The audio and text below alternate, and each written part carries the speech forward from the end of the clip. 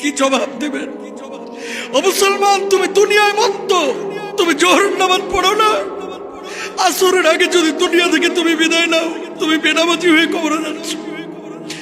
তুমি জোহরের নামাজ পড়ো নাই, আসর পড়ো নাই, তুমি রাত্রিকালীন সময়ে এশার নামাজ পড়ো নাই, তুমি ঘুমিয়ে গেছো। কত মানুষ রাত্রিকালীন সময়ে ঘুমাইলো, ফজরের আগে আর জাগতে পারলো না, দুনিয়া থেকে বিদায় নিয়ে চলে গেল। কে গ্যারান্টি দিয়েছে?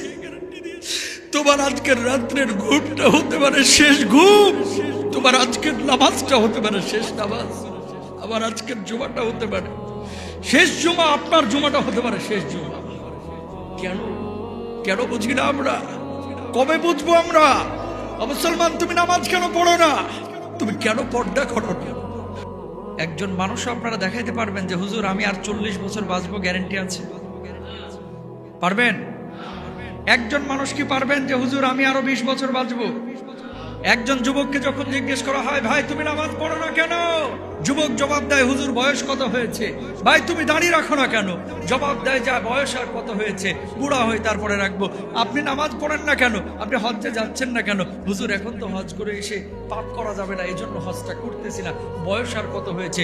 অসংখ্য মানুষ আছে, যুবক চিন্তা করছে বয়স তো এখনই শেষ হয়ে যায়নি, আরো অনেক দিন বাঁচবো। বৃদ্ধ চিন্তা করছে এবছর হজ্জে যাচ্ছি না, আগামী বছর যাব।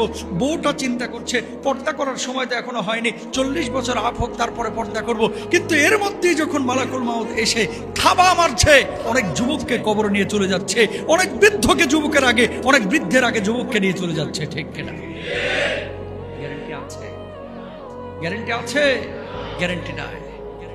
যখন আসবে হঠাৎই মালাকুল মাউত চলে আসবে, কেউ জানি না সকালবেলায় আসবে নাকি দুপুর বেলায়।